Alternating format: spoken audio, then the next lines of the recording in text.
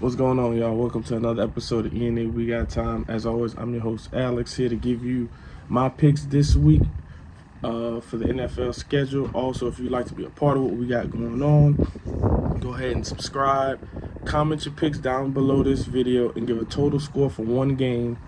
And it's a free $25. We're giving away each week. We've been doing it each week. We also have the fantasy football going on. This is the first year we're doing it. Had some pretty good feedback. Got some good stuff going on with that. But yeah, we just trying to elevate every single time and every single day. So we're gonna start with my team, New York Football Giants. Yes, we 6-1. I didn't even think we'd be 6-1, but we here. Seattle is leading the division, if I'm not mistaken. Geno Smith is playing exceptionally well. I don't think anybody had Seattle leading that division this year going into it. I think if the Giants go in there and play how we've been playing, don't turn the ball over, give what the defense take what the defense gives us, I think we'll be okay. Adams is out for Seattle. He's still out. DK Metcalf didn't practice. I don't think he's going to play. That would really help for us, even though Tyler Lockett, he's a very formidable wide receiver one. Now, Evan Neal is out for the Giants, who's really turned it around the last couple of games, offensive lineman. But we also get Nick Gates back, so that's always good. Hopefully he gets some good playing time this week. It'll be good to see him out there again. Also, O'Shane Ximines, one of our pass rushers, he's out, as well as Azeez Ojulari. He's on IR. But I think we can go in Seattle, play how we've been playing, and just get the job done. I got us winning 24-20. Next, we have Broncos at Jags. Yes, Russ is playing, so we'll see how that Broncos defense looks. Offense, my bad. How that Broncos offense looks with him back in the fold.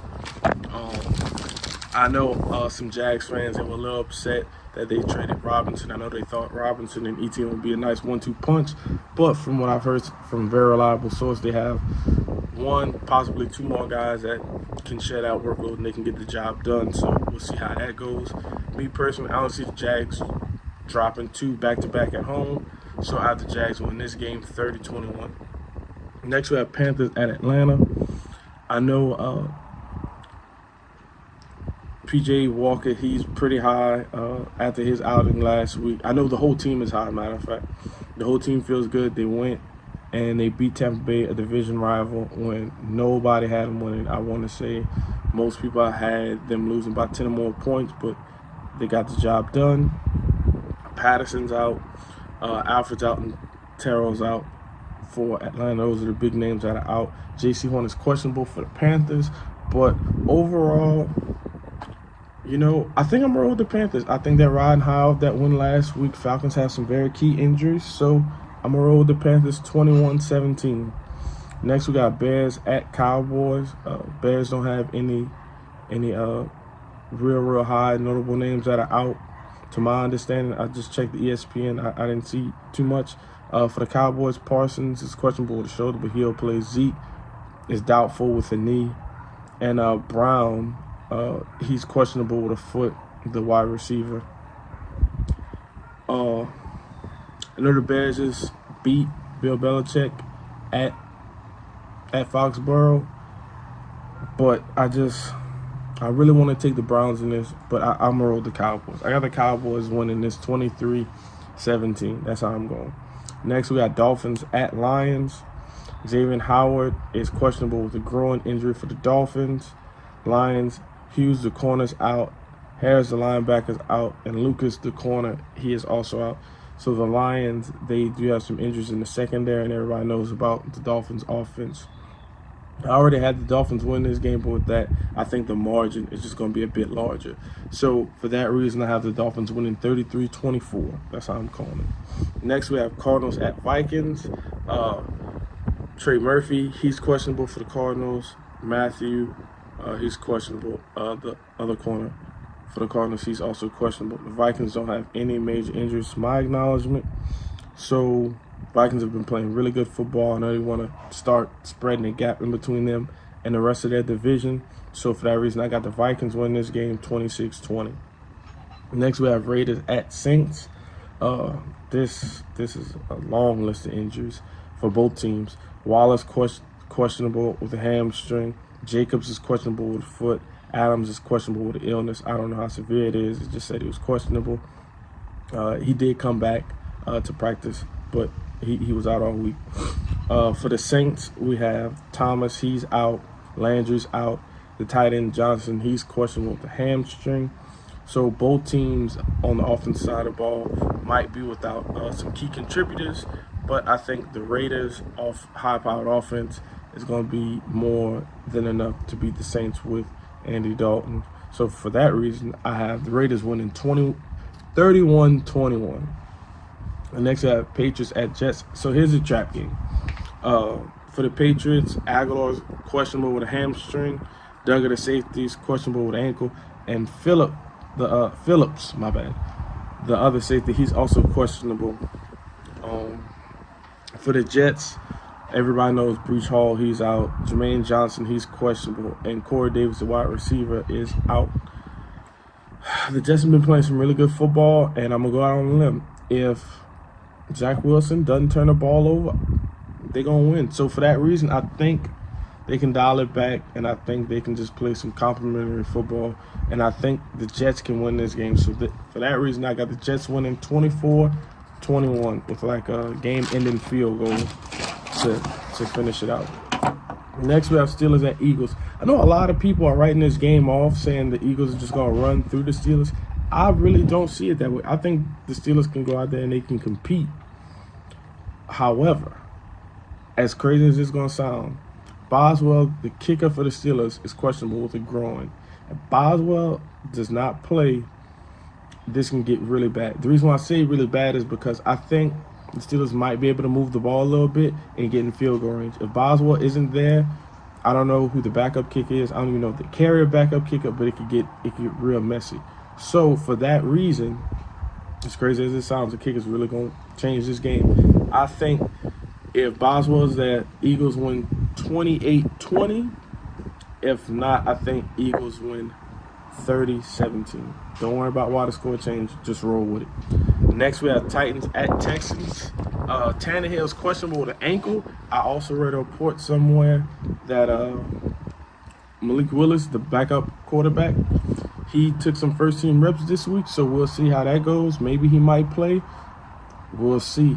But Cooks is questionable with the wrist, and Collins, the other receiver who's played really good this year so far, he's also questionable with the groin. Don't know if those two guys will suit up. But I think that the Titans do have enough to beat the Texans. It is a divisional game, so I'm going to say Titans 20, Texans 17.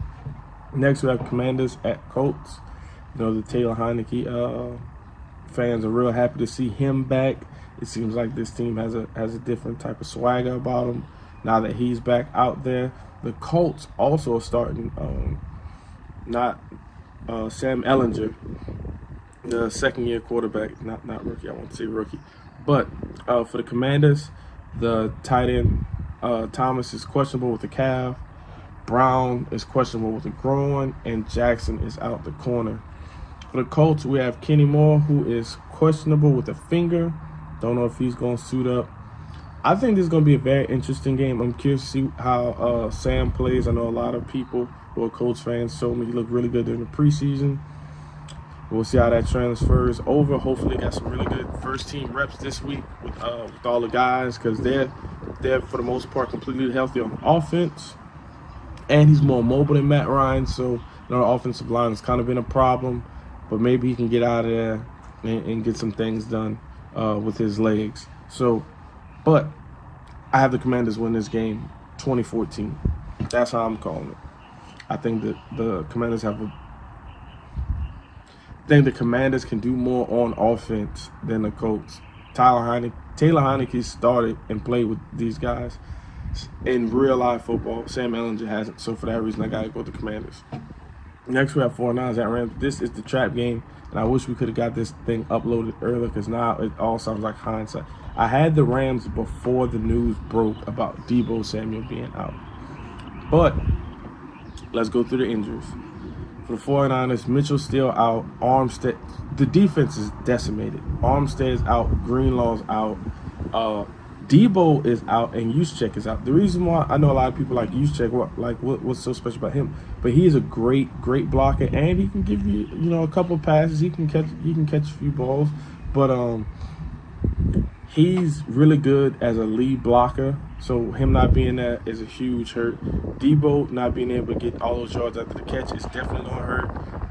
Brandon Ayuk is definitely going to have to step up this game. Christian McCaffrey is going to have to step up this game. Jefferson, well, before I go there, on the Rams side of the ball, a couple of guys are coming back who are some really key contributors. Jefferson is coming back.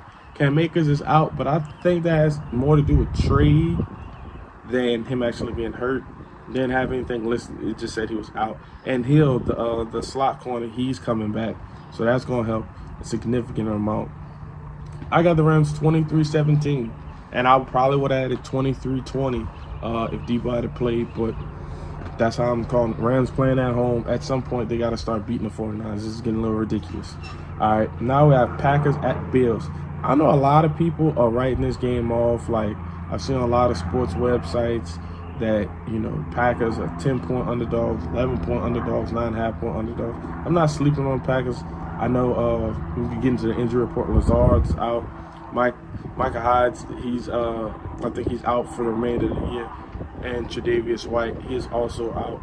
I'm not counting the Packers out. Packers still going to lose, though. So I got the Bills winning this 27-20. I don't think it's going to be a blowout the way people think it is. I think the Packers going to run the football, and they're going to move the ball efficiently. But at the end of the day, I don't think they'll be able to put up the amount of points that Buffalo will.